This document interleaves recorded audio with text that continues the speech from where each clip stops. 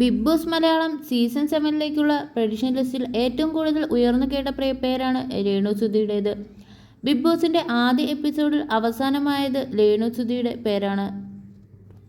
Show ആരംഭിച്ച ആദ്യ എപ്പിസോഡുകളിൽ ആക്റ്റീവായിരുന്ന രേണുവിന് പിന്നീടുള്ള അത് കാത്തു സൂക്ഷിക്കാൻ സാധിച്ചിരുന്നില്ല. ഇടയ്ക്ക് സോഷ്യൽ മീഡിയയിൽ പോസ്റ്റ് ചെയ്ത വീഡിയോയുടെ പേരിൽ മോഹൻലാലിൽ നിന്ന് ശകാരവും ഏറ്റുവാങ്ങേണ്ടി വന്നു. ഇടയ്ക്കൊക്കെ വീട്ടിൽ പോകണമെന്ന ആഗ്രഹവും ഓരോ ദിവസവും രേണു ബിഗ് ബോസിനോടും മത്സരാർത്ഥികളോടും പങ്കുവച്ചു.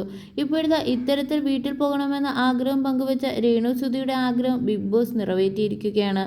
പുതിയൊരു ബിഗ് ബോസ് കാർഡാണ് രേണുവിന് വീട്ടിലേക്കുള്ള വഴി കാണിച്ചു കൊടുക്കുന്നത്.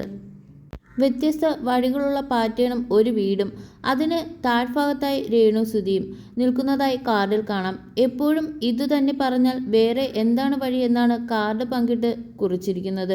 നിരവധി പേർ പോസ്റ്റിന് താഴെ കമൻറ്റുകളുമായി എത്തിയിട്ടുണ്ട്.